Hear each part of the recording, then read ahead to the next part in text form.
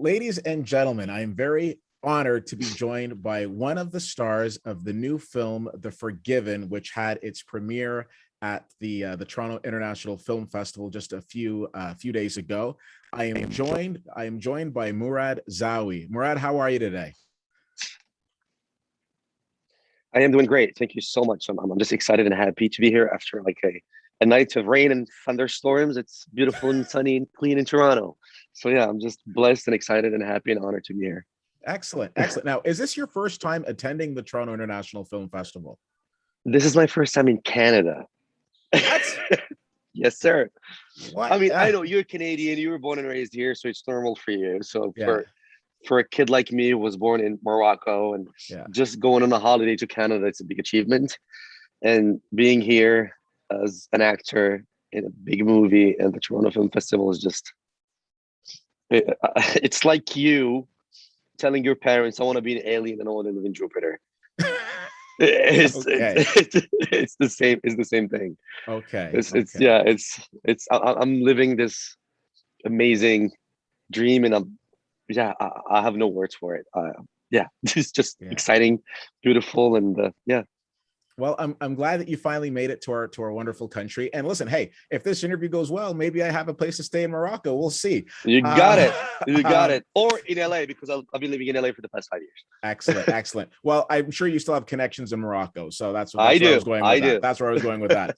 You Um, got it. so before we get into this, into the Forgiven, I want to kind of back up a little bit. I would love to hear about how you got your start in acting overall. I started acting professionally in 2005, but I started taking acting classes in 1999, which doesn't make me any younger. Then theater, short film, the commercials, short films, and I got my first lead in a feature film called Wake Up Morocco in 2005. And then I did my first international movie, was called Kandisha, and sadly that was David Carradine's last film before he died. And then worked with Hugh Hudson, Oscar-winning director for the Chariots of Fire. I was playing Ramsey the Third, and then from that it started going a little bit international. I did Italian, German, worked with Caroline Link. She's also an Oscar-winning director for Nowhere in Africa in 2001 or four, if I'm not mistaken, but I think it's 2001. Mhm. And I even did a Czech movie called Libas jako diablo, which calls You Kiss Like the Devil. Ah, And 15 roles later, I got an email asking me to go to Hollywood and audition for this role for this HBO TV pilot directed by Steve McQueen. So I arrive in LA in July 2013, get signed by this amazing man. His name is Martin Torres, manager. He's not my manager anymore, but because for X reasons. And yeah, and after 5 years of war, tears, and struggles and no's, I booked the Forgiven. wow, that's Yeah, amazing. That's amazing. yes, sir. Now I know, so going through the wonder that is IMDb, because Yeah. sometimes you see people like I'm looking at the Forgiven the other day. I'm like, why does this man look so familiar? The Blacklist. The Oh my God. Blacklist, the Yeah. Blacklist is one of those shows that I absolutely love. Now I can't. I'm more of a movie guy, and I do occasionally watch shows, but the Blacklist, I've seen them all. And then during this pandemic, I saw them all The- again. So yeah, you had this uh, fantastic role, season 5, episode 5. episode Yeah, five. Yes, yes. And five. Yeah, five. yeah. Which makes it a 10. Yeah, there it is. There it is. There it is. It was a great episode. So that's fantastic No, as well. here's the thing about the Blacklist. Yeah. I remember my first morning in LA. I woke up super early, and I was staying at. I was renting this room in this apartment on Sweetser and Sunset. So I must have woken up like around 5 in the morning, and I walked up Sweetser, made a right on Sunset, and started walking towards Chateau Marmont. And there was this huge billboard of the Blacklist, and it was nobody there. It was a crack of dawn, and it was just me and the sunlight. And I was looking at this poster. I was like, "Oh my God, I wish I could be in that show one day." Yeah. And then I auditioned. I'm telling this, and I'm having goosebumps. That's I amazing. wish I could be in that show one day. And I kept walking, and I was just happy to be there, just to be Mhm. walking the street of LA. And then I auditioned for the show like four or five times, and yeah, I think the fourth or the fifth times got me a role on the fifth episode. That's amazing. That's amazing. Yeah, Well, yeah. well, congratulations on that. Thank you, Okay. sir. Yeah. All right, so we're going to jump ahead. Let's talk about The Forgiven. This Hmm. is one of the feature films that's being showcased here at the Toronto International Film Festival. You've got a fantastic cast. You've got Ray Fiennes. You've got Jessica Chastain. You've got yourself. You've got a really, Caleb just Landry, yeah, Matt Smith, Chris Abbott. yeah, yeah, absolutely. Let's shout them. Yeah, Let's shout them all out. Brianna. I mean, Yeah, you've got this yeah. beautiful location. I mean, it's very Hmm. picturesque. I'm sure Hmm. that experience. It seemed like it would have been a good time. But first of all, let's start about the Forgiven itself. Tell the good people what Yes. the Forgiven is about. So the movie The Forgiven is about a car accident. So the couple played by Ray Fiennes and Jessica Chastain. Ray Fiennes was a drunk driving, hits a kid.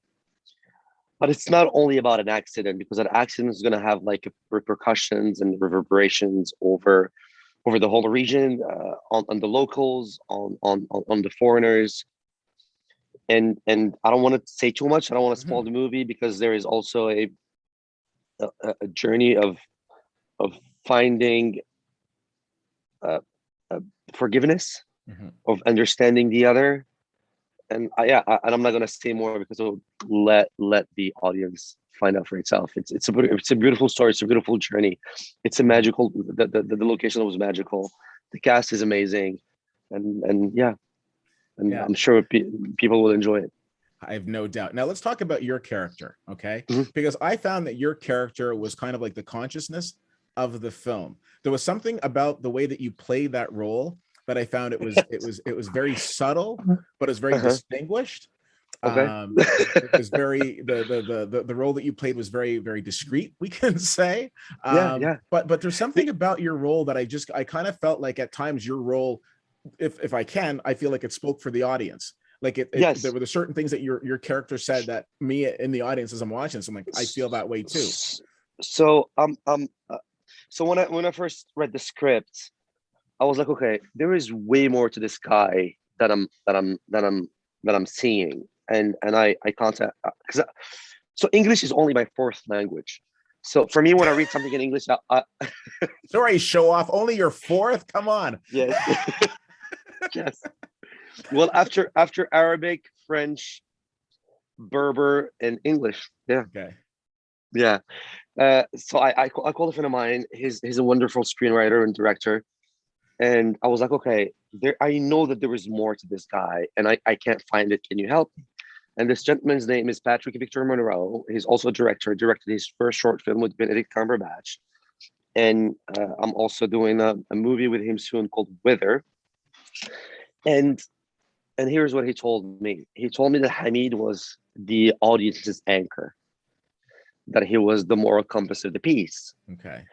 that Hamid doesn't judge anyone, and he's also the link between the excess of the West, people who are visiting, the visitors, and the dignity of the common folks, of the people who are living in the region. So that's that. So I played Hamid. Not, I don't want to sound pretentious by saying that. I played him like a concept, like an idea, and not like a Mhm. human being, like an ideal. And yeah, so that's why you maybe. So yeah, like yeah, the moral compass of the piece, and the connection between the audience and maybe the movie that was speaking for you. And I'm glad that you saw it that way in your, yeah. Yeah, absolutely. And again, I think the whole ensemble is great, but I definitely, really identified with your character, because I just felt that there was just something that a lot of times you have somebody who has to be like the loudest person in the room, and then you've got Yeah. somebody who's very, kind of like that father figure who's just kind of calm and observes and takes everything in. Yes. Mhm, mhm, So mhm, so so that is meant as nothing. That is meant as nothing but a compliment. I Um, am so happy that you feel that way, and because us actors, we're always like doubting, and not sure if we did a good job, and when you watch, I hate to watch myself, mhm. and even Jessica Chastain was like, Mourad, you're great, calm down. Yeah, yeah. And yeah, I'm so happy and honored and humbled that you appreciated it, and I hope that the audience will feel the same way. I'm sure they will. I'm sure they will. You've got, again, you've got, it was like a very strong cast. What was your experience like working with some of your different, actors on that, on this project? Did you guys, because of where you were filming, because it was somewhat remote, did that kind of strengthen the bond, or how was that experience? Yes, of course, of course, of course. When you spend 8 weeks with I mean, not only with the cast, it's with the whole cast and crew. Yeah, of course. Uh, yes, Jessica is our queen, is our princess, and I said that like many times over the days here while I'm doing interviews. Jessica is more beautiful on the inside than she's on the outside. Mm-hmm. Ray finds that the grand master, that man, he's so intense, so present, so dedicated. And when you watch him, I mean, as a fan on screen, you don't realize how good he is until you're with him on set. Like he's like on day in and day out, and effortless. It feels like he's just floating through the scenes, and they're like, oh, how does he do it? What's his secret? Caleb Landry, scary good. Caleb Landry, scary good. There was a scene where, because again, I don't want to say too much when he's over the body and in with the drink, and because I saw him like rehearsing it, and then I saw all the takes, and I'm like, oh, who are you? Yeah. Yeah, Abby Lee, like this beautiful, gorgeous Australian girl from Mad Max. Mm-hmm. She's yeah. I have no words to describe Abby Lee. She's amazingly talented and sweet and easy to work with and generous, and that's what you're looking in co-stars and in the partners and in the cast in the movie. I mean, from an actor's and a colleague point of view. You really had a solid all-star team here. Absolutely. Yes. Because I remember it was a few years ago, Caleb Landry was like, he was in everything. Like I was turning around, and I mean, he was in like 3 billboards in Ebbing, Missouri. He's in a bunch of different things. You've got, very strong actor. But so yeah, it was very much an all-star team that you guys came to Matt Smith with. Yeah. Matt Smith. He's like Morbius, opposite Jared Leto, coming out soon. And now he's also the lead of the prequel of Game of Thrones, House of Targaryen.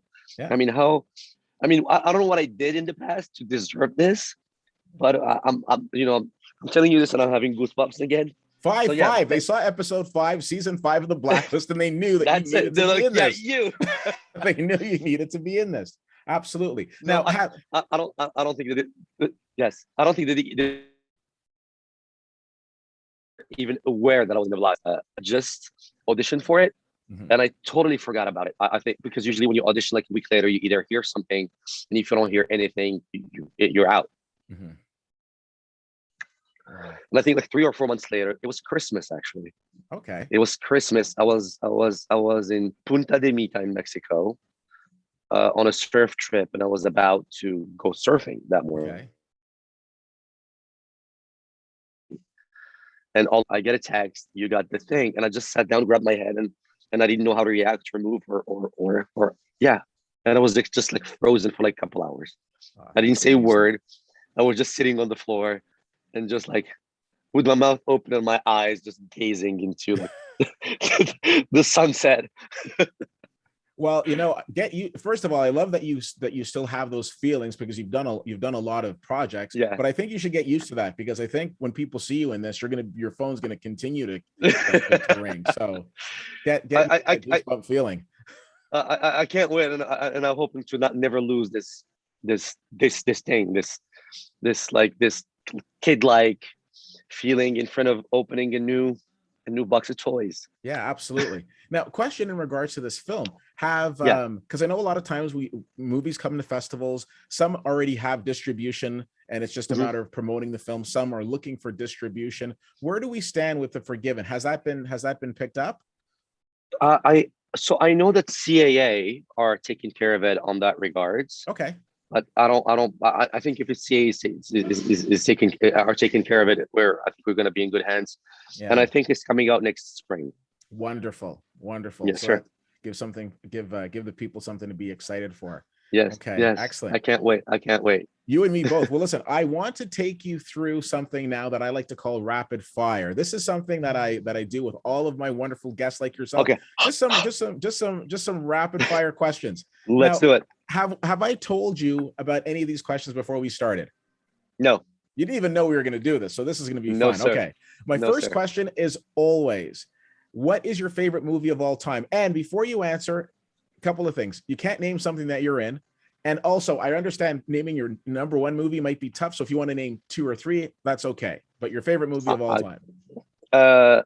Old Boy, the Korean version by Park Chan-wook.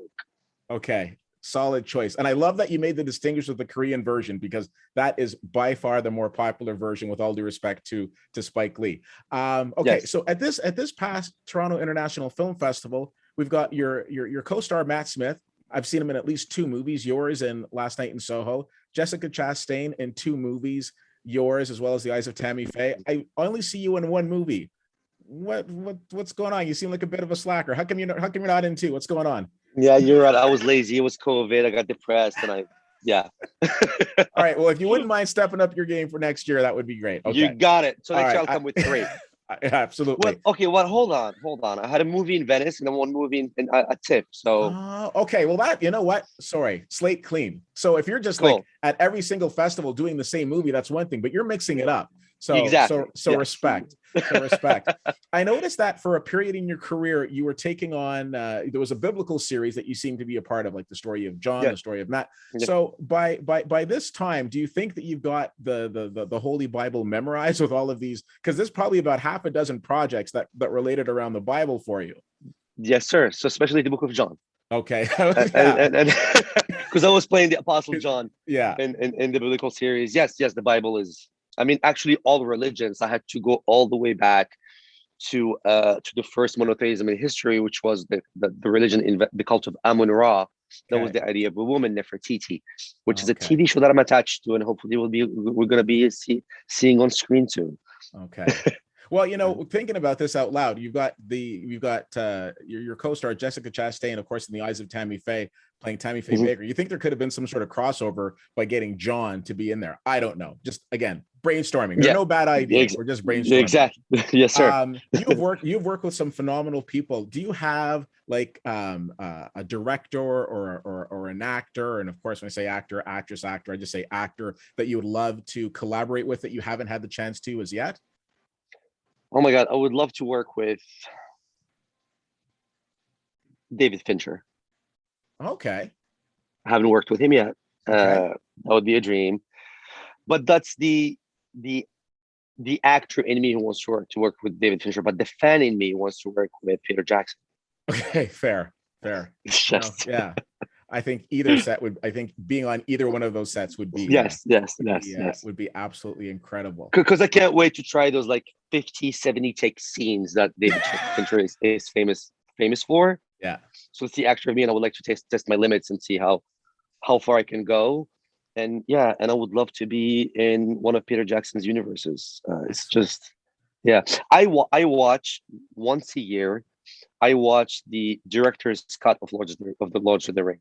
It's like 9 hours, and I just sit. And once a year, I have to do it. Mm-hmm. You know, every now and then you come across filmmaking that just blows you away, and it's just you're seeing a project and you think to yourself, this is why I love film so much. So I'm glad that you have that film for yourself that can take you to that place. That's amazing. Yes, sir. Okay. Last question for you. So far, okay, this is your first time visiting Canada. Hopefully there'll be many more. What has been one of your like your takeaways from your visit to Canada so far? What have been like something that you've done, something that you've experienced that you've really enjoyed? I love to have the egg benedicts at the Gatsby restaurant in this hotel. This is my little like in French we call it péché mignon. My guilty pleasure. Pleasure. Here it is. Yeah, it's my guilty pleasure. And I just also love walking the streets of Toronto. I thought that New York was my favorite city to walk in, but now it's, I mean, to walk in. But does that make sense in English? No, yeah. No. Yeah. To walk around. Yeah, to walk around. Yeah. So now I found another one. It's Toronto. That's amazing. It's Hopefully, beautiful. It reminds me of New York, but I feel much safer. yeah, we're a friendly bunch. We're a Yes. very friendly bunch. Hopefully you'll get a chance to check out the CN Tower. I know that's one of the big landmarks, of course, in Tonight, Toronto. I'm having dinner at the CN Tower tonight. Nice. You know what? I mistakenly, misspoke. I said my last question, but I'm going back earlier in our interview. How many languages do you speak overall? Because you said So English is your fluently, fourth. fluently that I can write and speak like a native. Yeah. 3. Okay. Conversational, another 3. Okay. All And I right. know how to count to Korean until 1,000. Excellent. And that's the cutoff. A That's the thousand and one. 1,001. You're on your own. You're Okay. on- Okay, Mourad, it has been an absolute pleasure speaking with you. You're very Same here, genuine. You're sir. very down to earth. I wish you nothing but the best in your career. Thank you so I much, sir. Thank you. yeah, I hope our paths cross again. All the best with this film. It is The Forgiven. We are looking at a potential spring release 2022. Well worth the wait. I'm very fortunate that I had the chance to see it. You killed it in this movie as well as Thank you your so much. co-stars. Thank you. And again, thank you so much for the time. I really do appreciate it. Okay. You're welcome, sir. It's my pleasure, and hopefully we'll do many more of these for all my upcoming projects and movies. I would love to. I would love to. You take care. Thank you. Bye.